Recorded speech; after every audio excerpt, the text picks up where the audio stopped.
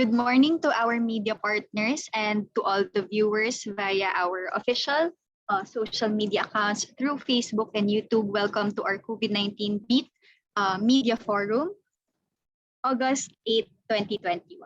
August 6, 2021. So to give us the latest updates on our national COVID-19 situation and other response, here is Undersecretary Maria Rosette Berher. Good morning, ma'am. Good morning, Lindsay. Magandang umaga po sa inyong lahat. Today is the first day of our enhanced community quarantine.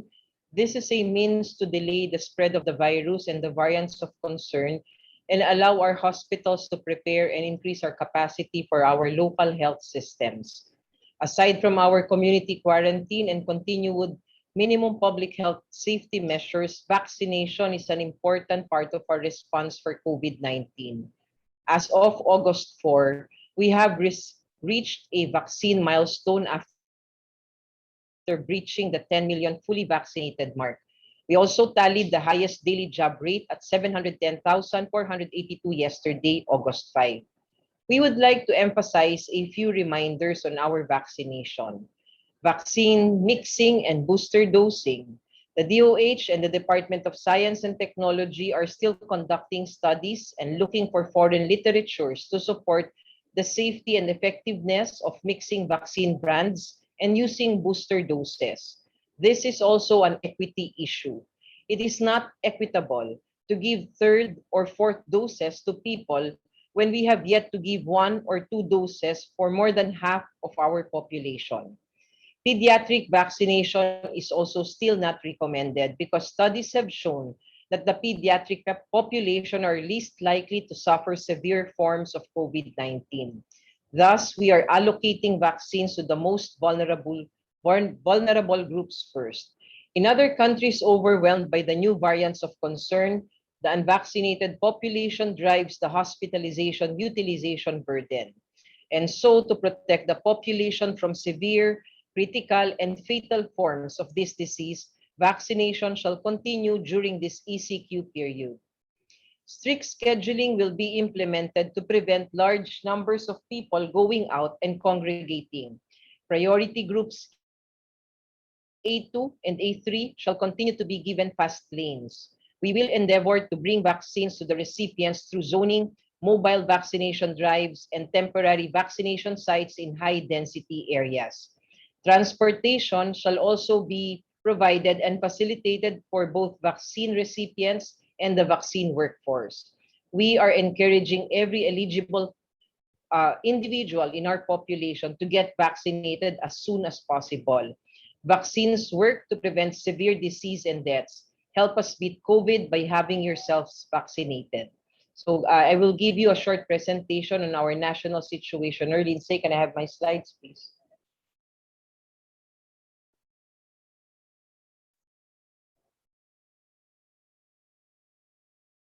So as part of our media forum today, I will be providing the pertinent updates on our COVID-19 national situationer, our biosurveillance efforts, and the critical action points that must be put into place moving forward.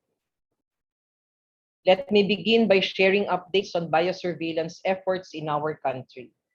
As of August 4, we have sequenced 10,097 samples, of which 8,669 samples have an assigned lineage. 26.16% of samples were positive for the Beta variant or the South African lineage. 22.7% of samples were positive for the Alpha variant or the UK lineage. 3.82% or 331 samples were positive for the Delta variant or the Indian lineage, and 0.02% or 2 samples were positive for the Gamma variant or the Brazilian lineage.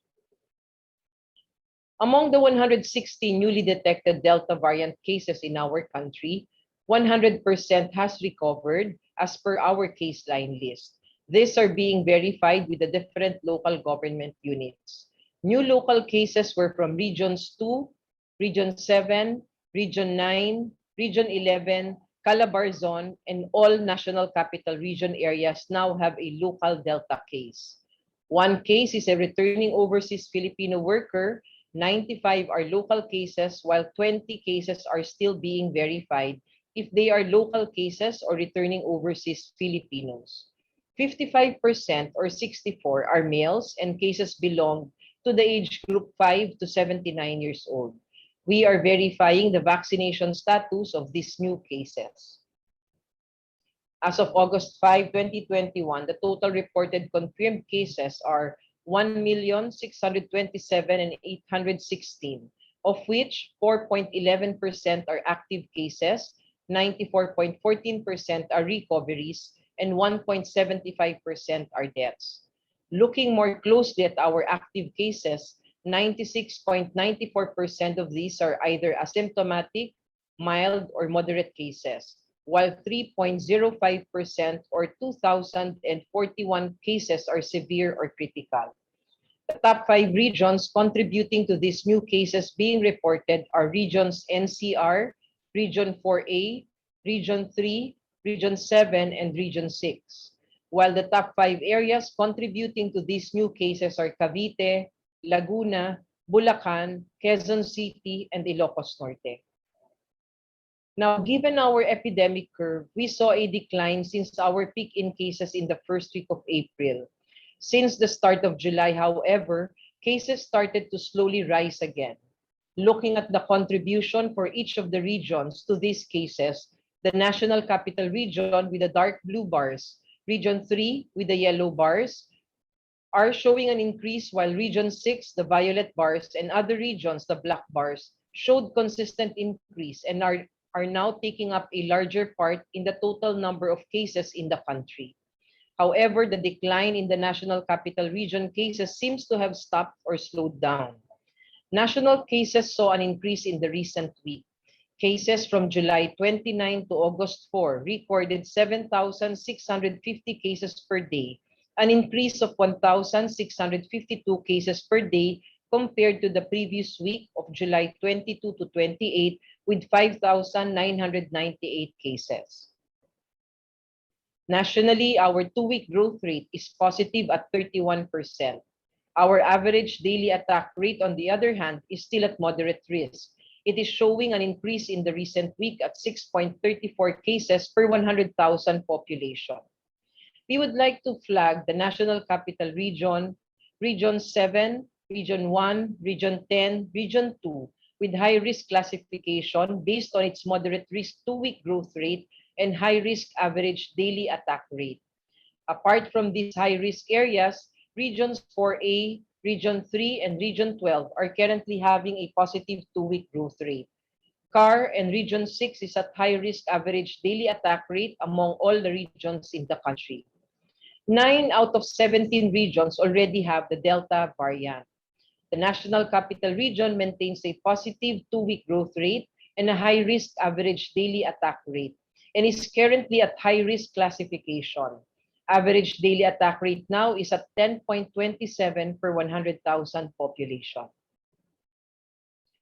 All of the areas in the National Capital Region have positive 2-week growth rates. Pateros and Malabon are at critical risk, having high-risk 2-week growth rate and average daily attack rate. Aside from these 2 areas, 13 areas have high-risk average daily attack rates.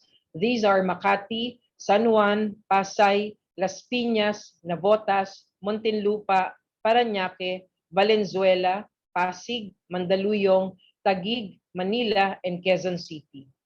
16 out of the 17 cities in NCR are with Delta variant cases as of August 5. For District 1, total bed utilization is at 41%, and ICU utilization is at 33%. For District 2, total bed utilization is at 66%, while ICU utilization is at 67%. For District 3, total bed utilization is at 43%, and ICU utilization is at 54%. And for District 4, total bed utilization is at 55%, while ICU utilization is at 68%. Out of the 17 cities in NCR, 8 are currently classified as Alert Level 4. These areas are Pateros, Malabon, Makati, Muntinlupa, Las Piñas, Taguig, Quezon City, and San Juan. Next slide. To flag areas, we are now classifying each province, highly urbanized city, and independent component city as to alert levels based on the area's classification with regard to cases and COVID-19 ICU bed utilization rates. This table shows the classification of all areas into their corresponding alert levels. Areas highlighted in pink have detected Delta cases in their localities. So we have these different alert levels and the different areas in the countries were classified as such. Alert level 3 areas are those whose case classification have reached moderate to critical case or critical risk and whose utilization rate of either their total COVID-19 or ICU bed utilization are at 50 to 70%. These are 42 areas under alert level 3, including 9 national capital region areas. We also noted that for today, we report the following changes.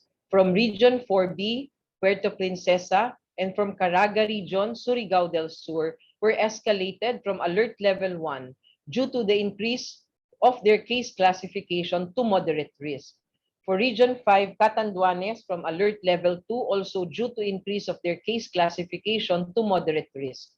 For areas under alert level 3, the action points are to implement granular lockdowns, to do active case finding for areas with local Delta variant cases, use rapid antigen tests when they do their active case finding. They have to target decongesting their hospitals from mild and asymptomatic cases. They have to start increasing their hospital bed capacity to 30%, increase ICU beds for COVID-19 for levels 2 and level 3 hospital. Next slide. Alert level 4 areas are those whose case classification have reached moderate to critical risk and whose utilization rate of either their total COVID-19 or ICU bed utilization are more than 70%.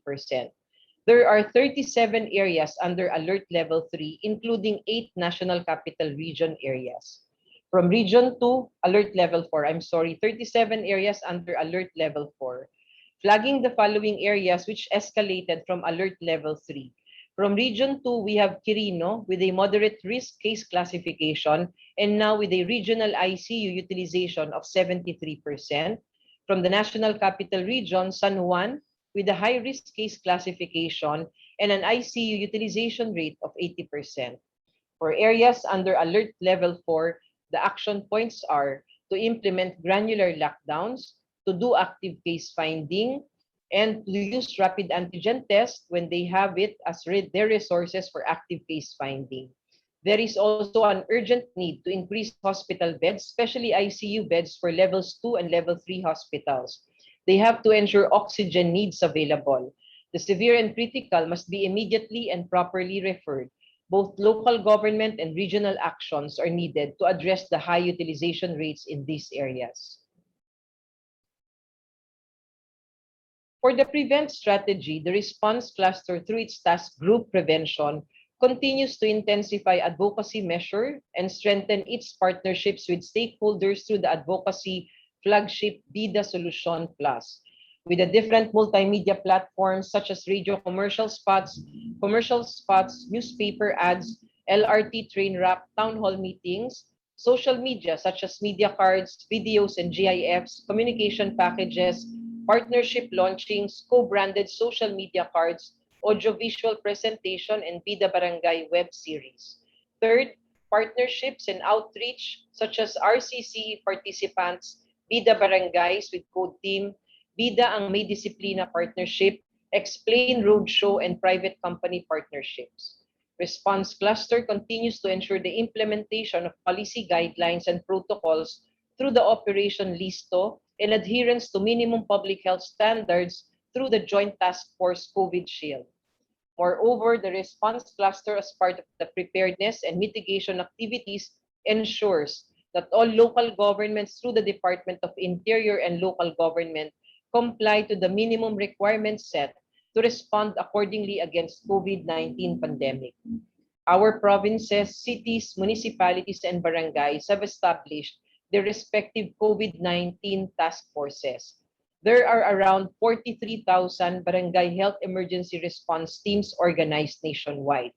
Provinces, cities, municipalities, and barangays have also provided the following: utilizing their respective quick response funds to support constituents, provided transportation needing medical attention, established designated converted establishments into community isolation units, provided PPEs to their local health workers, established their quarantine and isolation facilities, and there is already a total of 31,926 emergency operation centers activated nationwide. With the second strategy, the detect, the response cluster through the task force contact tracing continues to hire and provide capacity building to the contact tracers through our Department of Interior and Local Government and the Department of Labor and Employment. As of August 4, 2021, there were 116,778 hired contact tracers nationwide, giving us a ratio of one contact tracer for every 928 population. Hence, we still need to hire 18,571 to meet the ideal ratio of 1:800 in the population. More with the detect strategy, the response cluster through its task group surveillance ensures an intensification and expansion of capacity on biosurveillance through the establishment of subnational genome centers that can perform genome sequencing. Target expansion are at the Philippine Genome Center Visayas and Mindanao satellite facilities, housed at regional research centers of UP Visayas and Research and Development Extension Building of UP Mindanao. In addition, in ensuring quality data and compliance of COVID-19 laboratories, the task group surveillance is working together with the task group testing to provide users training and regular monitoring of our COVID-19 laboratories. As of August 2, 2021, there were 7,088 users who were trained in COVID Kaya, while there were 2,358 users trained on DOH CDRS. And above 95% of our COVID-19 laboratories have complied with the CDRS submission. Third, with isolate strategy, the response cluster through the task group of isolation continuously ensures that access to services is available through establishment of adequate number of facilities. As of July 29, 2021, we have a total of 739 completed mega quarantine isolation facilities and off-site dormitories with a total of 27,302 beds. The response cluster through the task group treatment ensures that there is adequate provision of medical care in health facilities nationwide. As of July 22, 2021, there are 3,547 ICU beds, 19,384 isolation beds, and 12,054 ward beds, and also 2,808 mechanical ventilators dedicated for our COVID-19 patients nationwide. There is a total of 1,035 mechanical ventilators, 719 BiPAP machines, and 233 high-flow nasal cannula delivered as augmentations nationwide. And to really ensure provision of medical care, modular hospitals were constructed still through task group treatment and partnership of DOH and DPWH. As of July 29, 2021, there are a total of 15 constructed modular hospitals with 309 bed capacity that are being utilized already. The response cluster through task group treatment will continue to convene conferences and meetings with all of our hospitals, monitor and ensure the required COVID-19 bed allocation of 30% for private and 50% for public, validate and ensure data quality of all entries into our data tracker, ensure sufficient and adequate ICU dedicated beds for COVID-19, ensure quality and standard criteria through revisiting this admission criteria for TTMFs, ensure that all dedicated hospital beds are provided to severe and critical cases, and ensure sufficient, adequate, and quality medical supplies and equipments, continuously augment healthcare capacity, expand and ensure that the patient navigation and referral system is placed through aligning and strengthening of our regional, provincial, and City 1 hospital command centers, ensure that health services are accessible and available to all through establishment and expansion of our telemedicine providers. The reintegrate strategy, which is the link forward to mainstream, to new normal. The response cluster continues to provide assistance and services to our returning overseas Filipino workers. There is a total of 1,225,550 returning overseas Filipinos assisted upon arrival in the Philippines during this pandemic from April 23, 2020 to July 21, 2021. A total of 605,467 returning overseas Filipinos were further assisted through our Balik Probinsya or Uwi Ana program. Lastly, the response cluster continuously ensured that psychosocial support services were being provided. To date, the intervention on psychosocial support per level, the response cluster have already provided basic support and security. 290 MHPSS wellness kits were provided specially for returning overseas Filipinos. 611 food packs were distributed. 3,343 telemedicine were done for online checkups, and 8,643 medical services were provided. In the community and family support, 2,103 participants have attended various psychoeducation, online orientations on basic psychosocial skills that were conducted by our different national government agencies and societies. In focused, non-specialized support, 2,549 individuals were provided with psychosocial first aid and 45,270 calls in crisis hotlines were catered. And lastly, in specialized services, 232 psychiatric referrals were facilitated, 436 calls from individuals having anxiety depressive symptoms were catered, and 253 e-consulta clients were catered as well. And 2,060 psychotropic medicines were administered for clinically diagnosed patients. So that is all for our updates today. Over to you, Lindsay. Thank you po, Yusek. I will now be going through the questions sent to us by our media partners. From Caroline Bongkin, given that Delta stays longer in the body and we do not know who among the COVID patients have the Delta, kailangan po kaya na baguhin ang policy on declaring recovered patients as well as in quarantining returning overseas Philippines? Yes, good morning, Caroline. No? So, ngayon, meron na tayong protocol, yung 10+4. We quarantine them for 10 days for returning overseas Filipinos and then another 4 days in their local governments. And then there's 7th-day testing. Ito po ay narabisan na natin dahil gusto nga ho nating mas makasiguro dito sa mga variants of concern na nakakapasok dito sa ating bansa. Because according to evidence and studies and given by our experts, after the 10th day, yung probability or the risk that a person can still infect is very, very minimal already. Kaya po natin talagang siniguro na 10 araw sa national facility ang ating mga returning overseas Filipinos para po paglabas nila, yung chances that they can still infect others is very minimal na po. Ngayon, dun po sa babaguhing protocol, hindi po natin kailangan magbago ng protocol para po sa discharge procedures or for recoveries dahil po ito naman pong virus na ito ay pareho pa rin ang characteristics niya, no? Like mode of transmission, incubation period, wala pa hong nababago doon.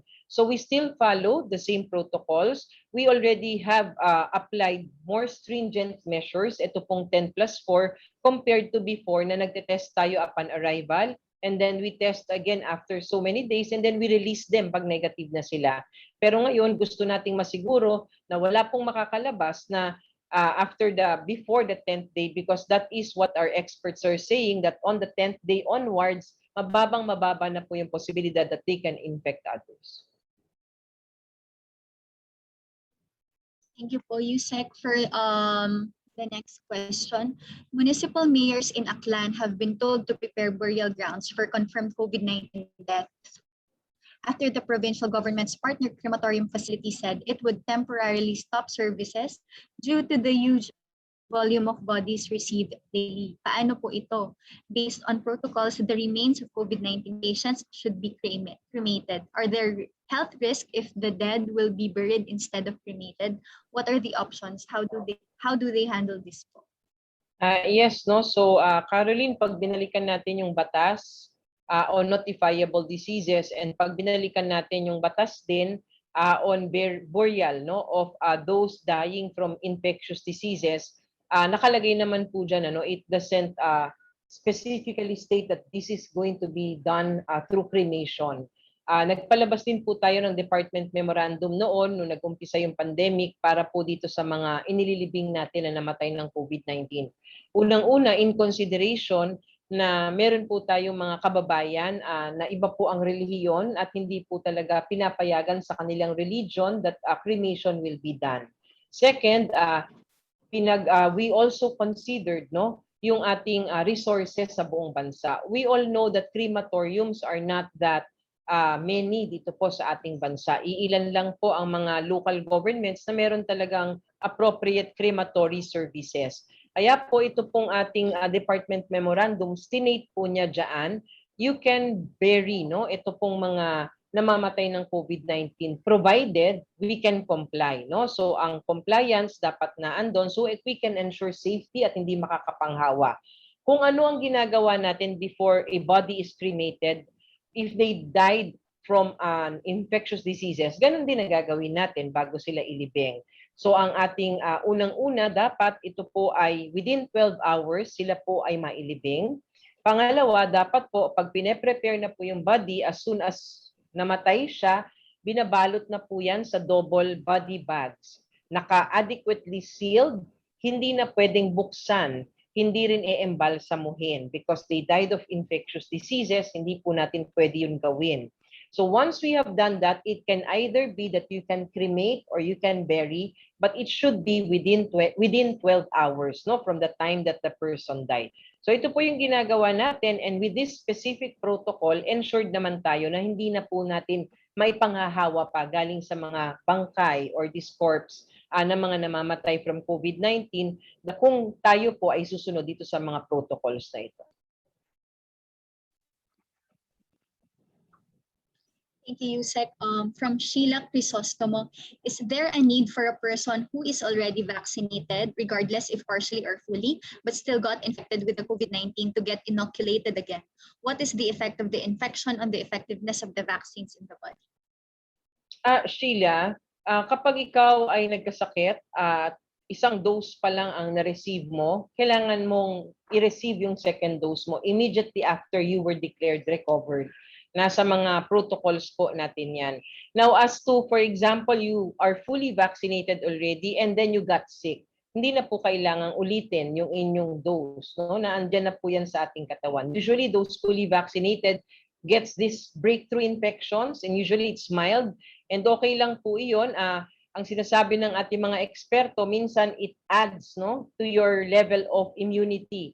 Dahil binuboost nung sakit, nung mga nakuha mo na antibodies kasi nagkasakit ka, yung antibodies na produce ng iyong bakuna. You don't need another vaccine when you get sick unless hindi ka pa nakakakuha ng second dose mo.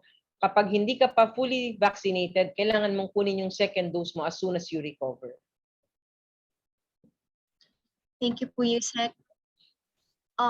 From Sheila po again, with the Delta variant, is there a need for an infected person to undergo RT-PCR testing after the 40-day quarantine to be sure that they no longer have the virus? No more, Sheila. Actually, ang ginagawa po natin ngayong pagtetest para po dito sa mga taong nagkaka-Delta variant is a programmatic objective, not so much on the management and clinical side of it.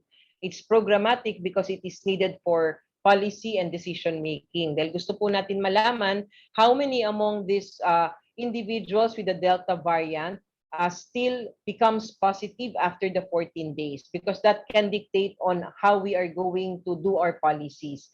Pero as to based on evidence for now, wala po tayong nakikita na kakaiba dito sa virus para mag-retest pa tayo pag sila po ay na-discover na or nakapag-recover na sila or they were declared na recovered na. So sa ngayon po, we are testing, dadating tayo dun sa point when we get the sufficient data na kailangan namin, ititigil din po natin yung retesting na yan. But it does not give us any rational para bang objective for managing cases na magre-retest pa tayo. Because katulad po nung dati, tumatagal ang mga tao sa ospital, tumatagal ang mga tao sa quarantine facility dahil may mga ibang tao kahit mga after 14 days na they still show na positive sila, but these actually are non-infectious anymore. So hindi ho natin babaguhin yung protocol na yon. We are just retesting now for programmatic objectives. Pinse. Thank you po, Yusek. Yusek, do we have enough supply of COVID-19 medicines? Well, we have pre-positioned ito pong mga funds sa ating mga ospital so that they can adequately prepare and stockpile these different drugs that they use for managing patients. So nakapagbaba na po tayo ng funds and sila po yung nagsa-stockpile sa kanilang ospital. And based on our inventories, meron po tayong sapat na supply sa ngayon. And actually kahapon, nagbaba ulit tayo ng karagdagang funds para madagdagan po nila ang kanilang mga supplies sa kanilang ospital. Thank you, Yusek. Is there no wrong door policy only for the first dose? Vaccinators in an LGU in NCR have refused the request of a senior citizen to be given the second dose because she got her first jab in another LGU in the province. Hindi daw siya kasama sa allocation. Nakikiusap po kami sa ating mga local government units na sana po kapag may dumadating sa ating mga doorsteps o sa ating vaccination sites, lalong-lalo na po mga elderlies, yung mga senior citizens natin, kahit hindi po sila taga dyan sa lugar nyo, kung maaari lang po, bigyan na po natin sila ng bakuna para hindi na po nila mamiss ang schedule. Tandaan po natin ang ating mga nakakatanda, sila po ang pinaka-vulnerable ngayon dito po sa Delta variant na tumataas ang mga kaso dito sa ating bansa. So hopefully our local governments will implement this no wrong door policy. Pero minsan kailangan din maintindihan ng ating mga kababayan. Minsan po kasi ang deliveries or supplies ng isang local government ay gusto lang talaga para dun sa target nila within the local government. So sana naiintindihan din po na as much as you can, go to your own local government kasi doon po kayo nakalista. Ngunit kung sakasakali nga na dumadating tayo sa ganitong sitwasyon na meron hong nakakatanda pupunta sa atin at for second dose na pagbigyan na po natin. At yan naman po mga supplies na yan ay napapalitan naman po mayat-maya ng national government. Thank you po, Yusek. From Sofia Toma Cruz, may we know the status of vaccine trials in the country? How many are being conducted now and which vaccines are involved? If we could also get an update, Yusek, on the study involving mixing and matching and the use of booster shots. Have this started? If not, when is the new target date for its launch? Okay, itong mga clinical trials na ginagawa sa bakuna, meron po tayong dalawang ongoing na. Ito po yung sa Janssen at sa Clover. Meron pong kakaumpisa lang yung Westvac. Meron pong isang kaka-approve pa lang ng protocol, yung Kangtay. Meron pong isa na hindi na nagtuloy, yung Sinovac. Winidraw niya po yung kanyang application kasi yung kanyang application noon sa atin for general healthy adults. So binabago nila ho ngayon yung protocol nila for their trial and maybe they will be resubmitting. For the mix and match study, yung project team po natin ngayon ay nagkakaroon na ng endorsement sa local government kung saan gagawin itong trials natin for this mixing and matching. Kasama din po dito ang booster dosing. Kailangan din po makipag-usap sa local governments ilan po ang maari na pwedeng isama doon sa pag-aaral or the studies dito sa kanilang lugar. So nagkaroon na rin po ng submission sa ethics approval para po maproseso na last July 26 and we will just wait for the review of the ethics kung maaprubahan pa po. And the project team is coordinating with the different laboratories or suppliers para po dun sa mga assays nakakailanganin po for them to analyze itong mga resulta ng pag-aaral nila. And meron na rin pong insurance group na kinakausap ang project team para po sa insurance ng lahat ng trial participants na sasama. Meron din po tayong isang study na ginagawa ngayon, the Real World Effectiveness Study. Ito po, ongoing recruitment na po sila ng participants As of July 30, meron na po tayong 1,660 participants na na-recruit na po sa University of the Philippines Philippine General Hospital site. 27 samples from COVID-19 infected subjects among fully vaccinated PGH personnel were successfully sent to the Philippine Genome Center for whole genome sequencing as part of this study po for the real-world effectiveness study of for these different vaccines that we have. So these are the updates for our vaccine trials in the country. Thank you po, Yusek. From Greg Gregorio, a professor of microbial genomics in UK, warns that the current wave of COVID-19 may even lead to more variants that might also be extra infectious and also vaccine resistant. May we get a DOH take on this po? Lumalabas na yan, Greg, no? Even last week, yung mga articles lumalabas, sinasabi, possible mutations in the future, possible more infectious and highly resistant mutations, variants ang lalabas. Kailangan lang po natin mag-focus what we have at hand.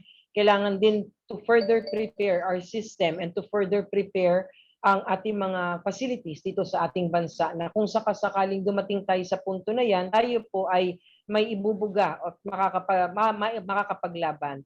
Another one that we are preparing right now is we are scouring through the different evidences na meron na po. Nag-anticipate tayo ng mga next generation vaccines that will be more effective laban po dito sa mga variants of concern.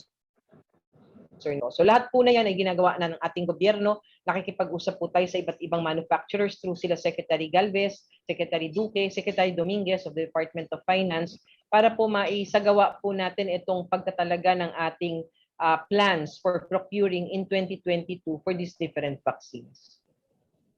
Thank you po, Yusek. Yusek, clarification po regarding doon sa yellow card natin. Ito po ba ay for COVID-19 vaccines lang? And does this mean that DOH allows Filipino to apply for a yellow card for COVID-19 vaccines kahit na po hindi po for travel ang purpose? Or do we need to reiterate na the yellow card is for travel purposes? Yes, Red, no? Itong yellow card na ito, dekada na ginagamit ng ating Bureau of Quarantine for international travel to specific countries na may mga requirement for this. So ito pong yellow card ginagamit po natin ngayon for those people who are traveling, no? Para po yung kanilang vaccine certificate ay ma-validate, and this yellow card is our mechanism right now for us to validate. So this is for travel purposes. Hindi po natin kailangan pumunta sa Bureau of Quarantine para ipa-verify at magkaroon ng yellow card kung hindi naman po tayo magta-travel. So hindi po yan kailangan. Thank you po, Yusek.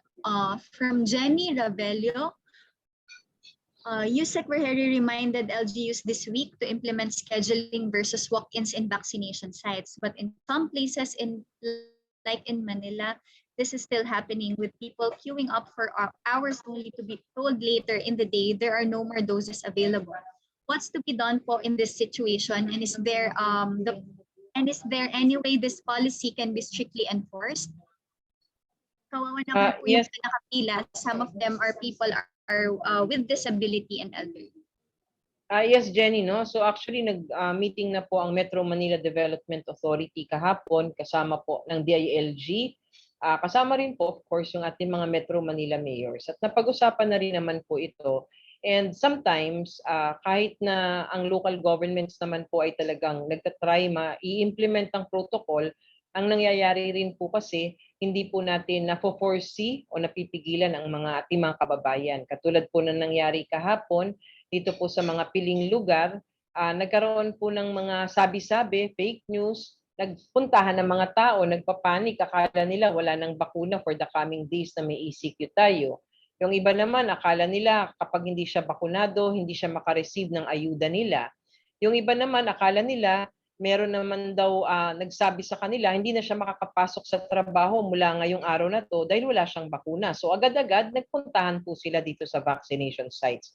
So sometimes, even local governments would try their best to implement our protocols. Hindi po nasasagawa dahil po sa mga ganitong nangyayari. So kailangan lang po natin mayat-maya paalalahanan ng ating mga local government na let's have safe vaccination sites unang-una. By doing scheduling, by doing master listing, makakasigurado tayo that we can be able to ensure yung capacity lang ng vaccination site natin ang atin papupuntahin para walang crowding, walang nagmi-mix or nag-i-interact, no? And the transmission, the risk of transmission will be low only. Ngayon, para naman po dun sa sinasabi na nagwo-walk-in pa sila, kailangan din natin maintindihan.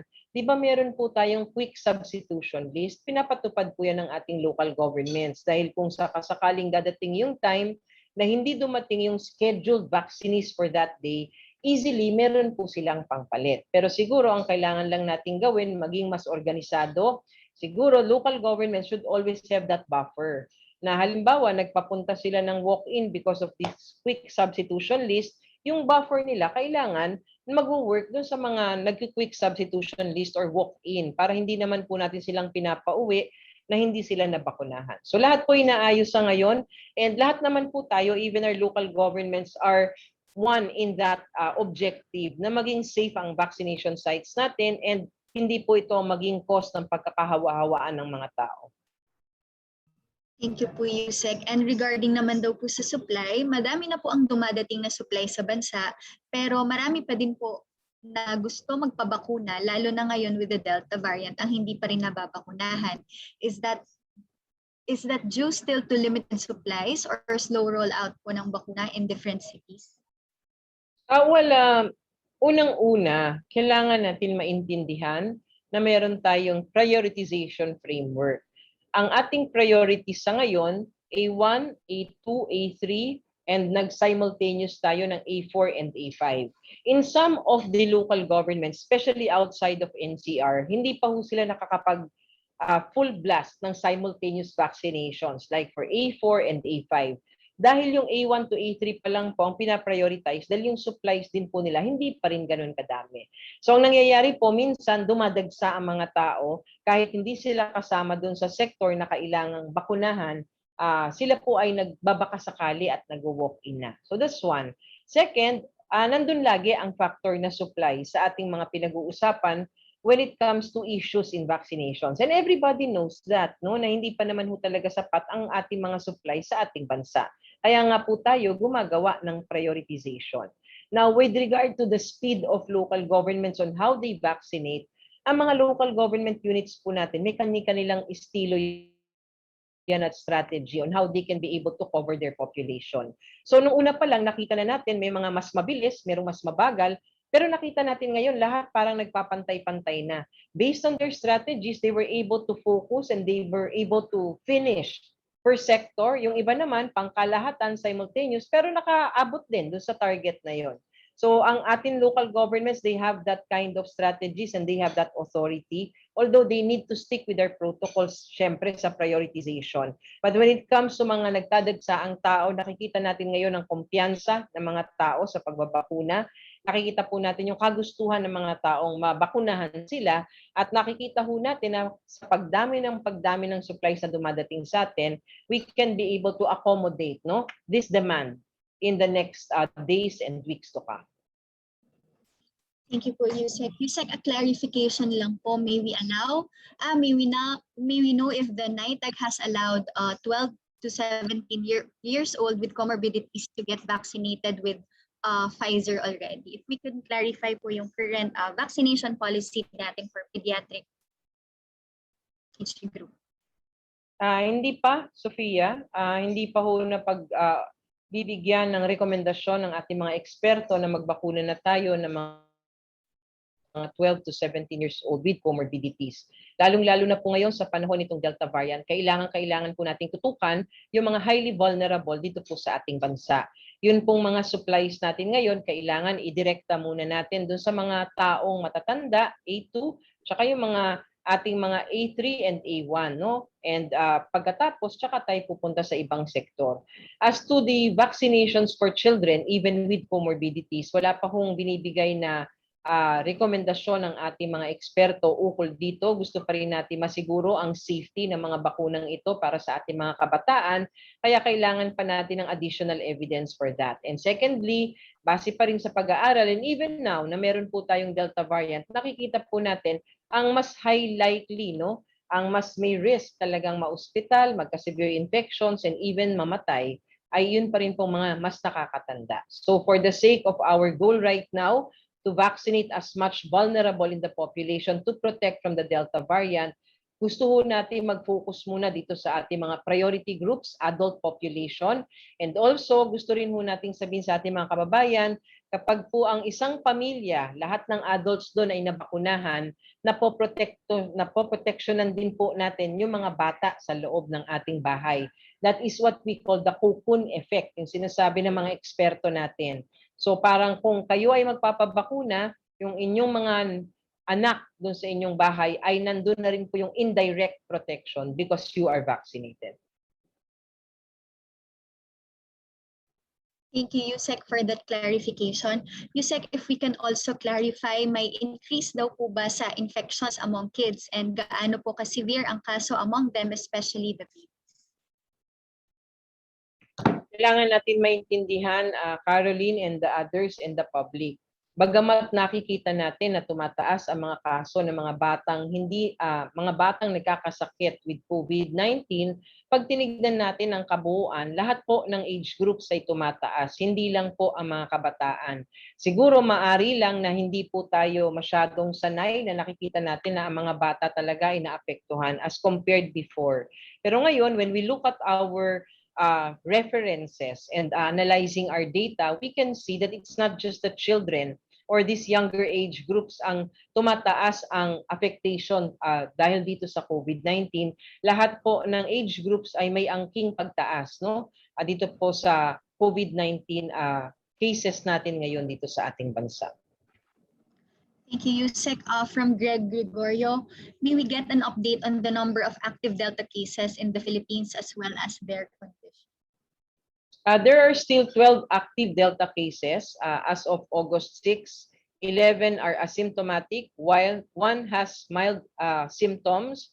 4 po ay galing sa NCR, 6 po ay galing sa Region 3, 1 po ay galing sa Region 4A, and 1 po ay galing sa Region 6.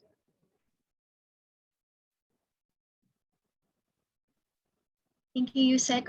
Yusek, I know you have succeeding meetings na po, but if we can accommodate one last question na po just to explain yung kanina po present natin about yung alert level classifications po, Yusek. So what do we mean by po, sa pagpa-flag natin ng mga areas by alert level 1, alert level 2, alert level 3, and alert level 4, and ano po yung actions triggered natin when we escalate or de-escalate these cities to these alert levels?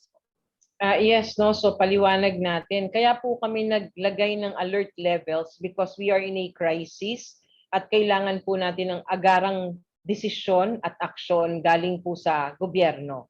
So these alert levels will give us triggers kung ano po yung mga kailangan na nating gawin at saka kung ano yung mga flagged areas natin. Kung matatandaan nyo po dati, may mga areas tayo na bagamat tumataas ang kanilang mga kaso, like yung average daily attack rate nila tumataas, yung kanilang 2-week growth rate positive, pero yung healthcare utilization po nila ay mababa pa rin. Meron din naman tayo mga areas na mababa ang risk classification for cases, pero mataas ang kanilang healthcare utilization. So for us to be able to balance that, and for us to be able to give appropriate signals, at saka flagging sa ating mga officials, ginawa po natin itong alert levels. So ang alert level 1 po, ang alert levels po is based on the case transmission. It is also based on the healthcare utilization. So kasama po dyan, may supplemental consideration kami, that is the presence of the Delta variant.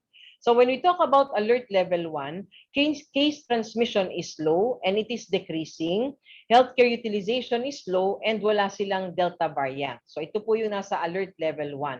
So ito po yung mga areas na low risk or minimal to low risk ang kanilang classification and meron silang negative 2-week growth rate. Tapos yung kanilang healthcare utilization is less than 50% and they do not have any Delta variant detected in their area. The alert level 2, ang case transmission po natin is low and decreasing. Healthcare utilization is low, pero meron silang Delta variant. O di kaya, meron ho silang case counts, low yon, pero nakikita natin tumataas na no, in the past days. or their case counts are low and decreasing pero healthcare utilization naman is increasing. That is alert level 2. So it is minimal to low risk ang class nila. 2-week growth rate is negative. Ang bed utilization is negative 50. They have local delta case, or it can be na minimal to low risk and negative 2 but positive na ang 2-week growth rate, or pwedeng minimal to low risk, negative 2-week growth rate, pero more than 50% na ang ICU utilization. So we have clustered all of these areas dito sa alert level 2. Sa alert level 3, case counts are high and increasing, but yung healthcare capacity nila, increasing pa lang ang utilization regardless of the presence of the Delta variant. So ang risk class nila, moderate to critical risk, and doon sa bed utilization nila, less than 70% pa rin. So ibig sabihin, tumataas ang kaso, pero yung healthcare utilization, manageable pa rin, regardless kung may Delta or wala. Alert level 3 sila. And for alert level 4, risk class is moderate to critical risk, and ang kanilang bed utilization is more than 70% already, regardless of the presence of the Delta variant. So ito po yung ating mga alert levels na ginawa para mabilis lang po for our local governments to use and our officials to use so that it can provide yung gagawin po nating mga actions. Pag alert level 1, usually we are at that preparatory stage. But when you talk about alert level 4, you should already do our plans, no, for us to be able to manage the situation, like expanding beds should be done from alert level 2 to alert level 4. But technically, lahat po ng ginagawa natin from alert 1 to alert level 4, nandiyan na po yung preparatory stages hanggang dun po sa actions taken already because we are already in that crisis situation. So yun, Lindsay. Maybe we can share with the media partners itong ating criteria para mas maintindihan nila itong tables natin. Okay. Yes po, Yusek. To our media partners, yung sa lahat po ng chat box questions natin, will just be sending yung answers po natin. So Yusek, before we officially end our media forum, may mga huling bilin po ba kayo sa ating mga public and of course to our partners? Yes. Unang-una, pasensya na po kayo. I have an urgent meeting at 12:30. We will be answering all of your questions through our Viber group. Gusto lang ho namin ipaalala uli sa ating mga kababayan na dapat yung minimum public health standards ay gagawin pa rin kahit po kayo ay fully vaccinated na. Kasabay po sa pagpapaigting natin ng health system's capacity at pagpapabilis ng ating pagbabakuna kontra COVID, ay sa puso po natin na ang minimum public health standards ay kailangan pa rin nating gawing lahat. Bagamat paulit-ulit na po namin pinapaalala sa lahat ang pagsunod ng pag-obserba nitong minimum public health standards, nananatili po kasi itong epektibo na maprotektahan tayo laban po dito sa Delta variants na ito. Now is not the time to be complacent. Rather, this is the best time to be more vigilant and show our spirit of bayanihan. Lagi po nating iisipin ngayon, yung aksyon po natin, hindi na lang po tayo ang naapektuhan, ngunit nakaka-apekto na rin po sa inyong mahal sa buhay, sa inyong kapitbahay, sa inyong pong komunidad. Nais din po namin magpaalala sa lahat ng fully vaccinated individuals, manatili po tayong responsable. Be mindful of those who are unvaccinated. Maari pa rin po kayo makapanghawa sa iba. Maging maingat din po tayo na maipakalap natin ang balita ukol sa COVID-19 at sa ating mga bakuna. Ugaliin niyo pong i-check ito at galing sa pinagkakatiwalaang source of information. Gusto rin ho natin na ipaalala dun sa mga hindi pa nababakunahan, maging responsable din po kayo dahil maari din po kayo makapanghawa ng mga bakunado na. So it goes both ways. So sana po lahat po tayo dito sa Pilipinas, tayo po lahat bilang Pilipino, gawin po natin yung ating responsibilidad, magpabakuna, mag-ingat at ingatan po ang ating kapwa-tao. We should ensure good ventilation at home during 2-week enhanced community quarantine. Lagi po nating tatandaan na kapag tayo ay nasa enclosed space, tiyakin po natin na may sapat po tayong ventilation sa ating kinalalagyan. If possible, buksan po natin ang mga pintuan, buksan po natin ang mga bintana. Kung hindi naman po natin ito magagawa, consider other methods such as using bathroom and stove exhaust fans. Kung gumagamit po tayo ng electric fan to improve airflow, pwede po natin gamitin yan sa ating mga bahay at ating mga opisina. Kailangan lang po yung airflow ay palabas. Place a fan towards the window to help get rid of virus particles by blowing air outside. Remember to point fans away from people. And pwede naman din pong gumamit ng ceiling fan para po naman nagsisirculate ang hangin sa loob ng bahay. Hindi po porke sinabi natin ito na lang po ang ating gagawin. Ito lang po ang karagdagan na pwede nating gawin so that we can have good ventilation, but we still follow the other safety protocols. Sa laban po ng pandemya, hindi po sapat ang isa o dalawa lang ang kumikilos. Dapat po nagkakaisa tayong lahat bilang isang bansa. At lagi po tayo magmamalasakit at magkakalinga sa ating kapwa at huwag po tayo mag-aatubiling gawin ang mga ito sa ligtas na paraan. So maraming salamat po. Happy Friday. Happy weekend. We'll see all of you on Monday. Thank you, Linz.